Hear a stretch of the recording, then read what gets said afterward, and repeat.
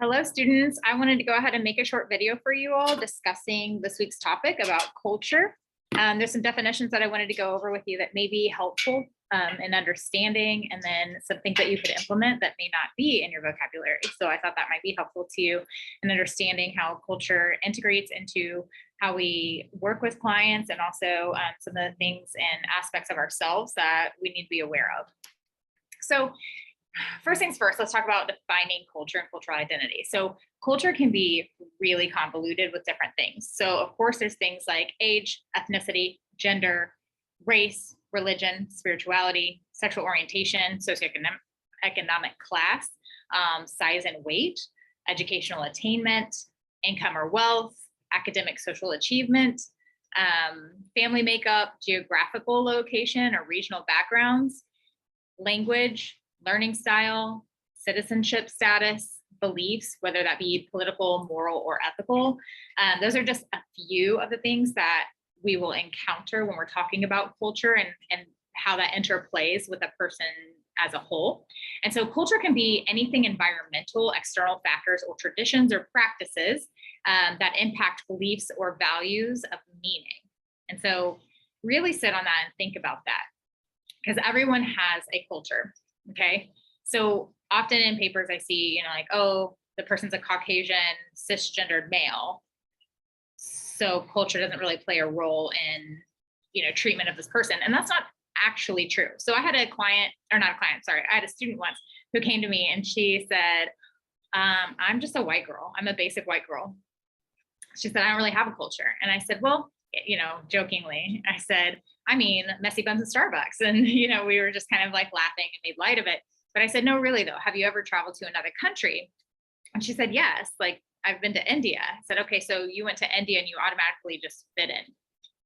Like everything about that culture, everything about the people, everything about their traditions, you just fit right in. And she looked at me and she said, well, no.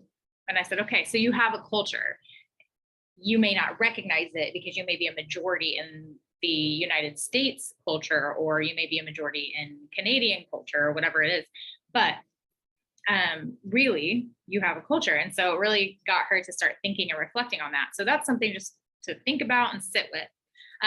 It's also important to continue to develop new attitudes and relationships, as well as the capacity for awareness. This way, you're really looking into and reflecting on your own awareness of ideas, practices, identities, and other information that you may not fully understand yet, and that's okay. So sometimes our biases or our culture or our influence comes up in ways that we are not expecting, or comes up in unexpected times. So one of the terms that I wanted to talk to you about too is intersectionality. So what is it? Intersectionality identifies multiple factors of advantage and disadvantage. So these intersecting and overlapping social identities may be empowering and oppressive, and that's intersections. So that's when things like, an example could be when gender identity intersects with being BIPOC or a person of color, right? So that would be an intersection of identity. It could be somebody that is LGBTQ plus and speaks, is trilingual and speaks multiple languages. So that would be also an intersection. So when we're working with clients, it's really important to think about intersectionality and those identities and how they connect, and also like what role they play in the person's understanding. I've had several clients and students who have acclimated to new cultures. Maybe their family's first generation, and they identify more with the majority culture that they were actually raised in versus the familial culture. And so that's something to think about. How does that interplay with your client? How is that conflicting? And how is that sometimes a part of the struggle, so to speak? So what is a multicultural counselor? That is a specific type of counseling practice where we acknowledge how various aspects of a patient's cultural identity is influencing their mental health. So again, we're taking all of these things that we're learning, we're taking reflection and awareness, we're learning more about cultural identity and external environmental culture. So bias. Okay, everyone has bias. Every therapist has bias. Everyone has bias.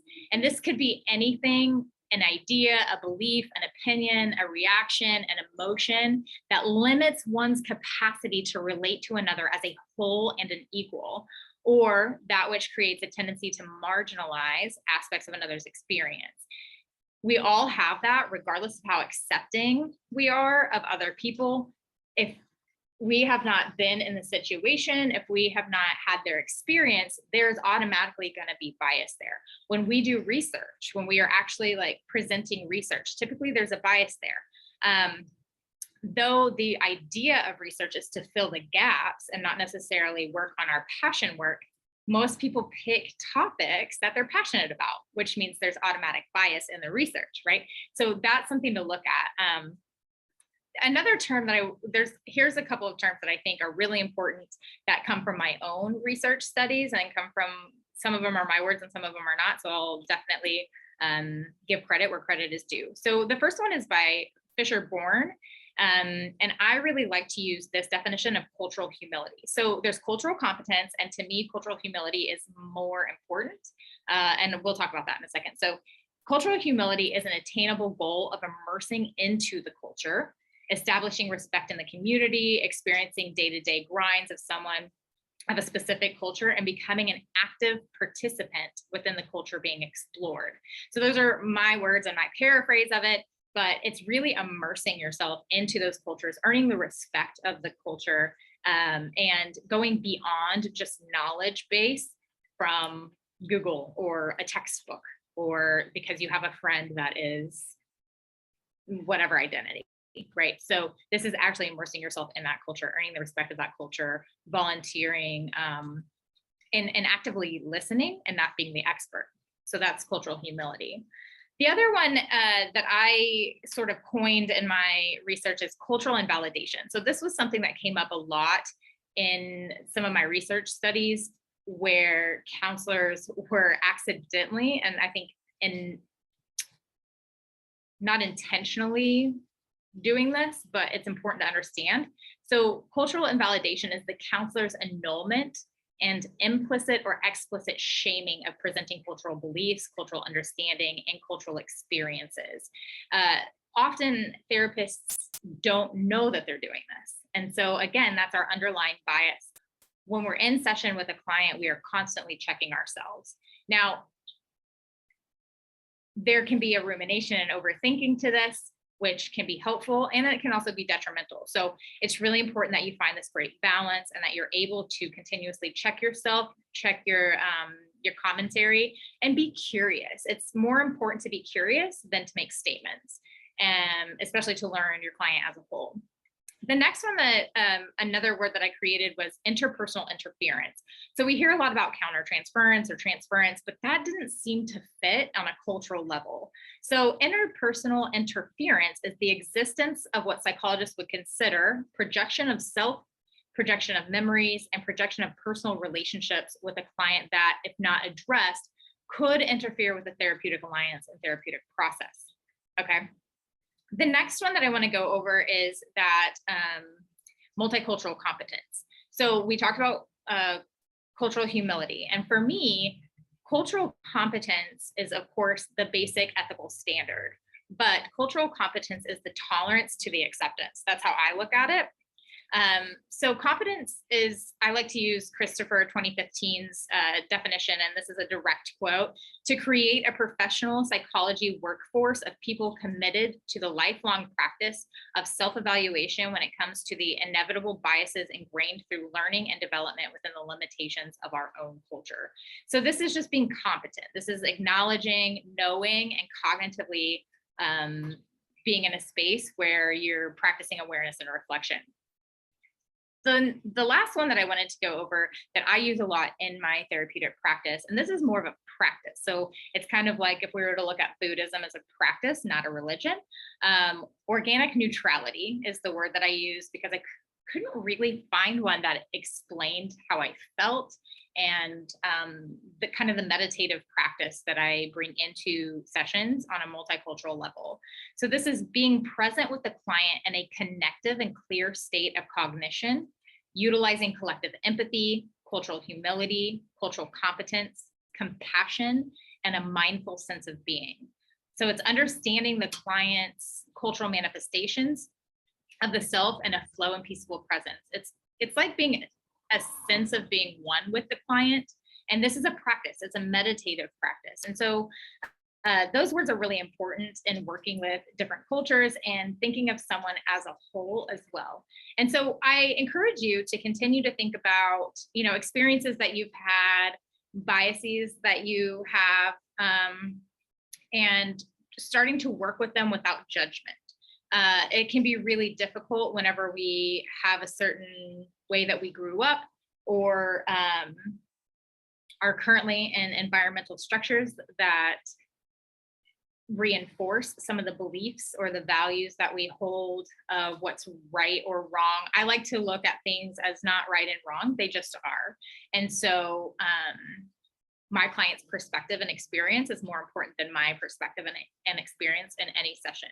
So that's something just to start to consider.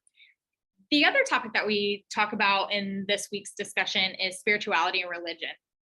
This is a cultural topic that some therapists tend to stray away from or not broach, and it is important to broach. So for example, in my practice, I worked with a lot of Indigenous clients, and I use things like smudging, or I work with shamans, I work with soul retrieval. I do a lot of different things that suit my client. And in that, I have learned a lot about myself, and I've also learned a lot about my own upbringing and my own thought process and my environment and things like that.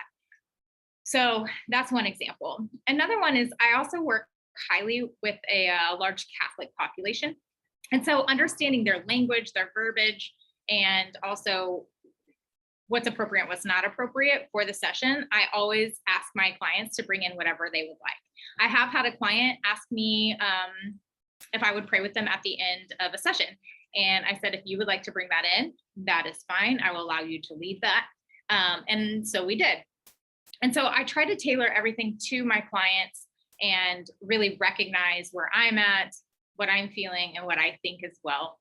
And that's a really important practice for our clients. So those are some considerations to think about, and also to constantly be reflecting and being aware about. So I hope that these definitions are really helpful to you and inform your discussions this week. So have a good week.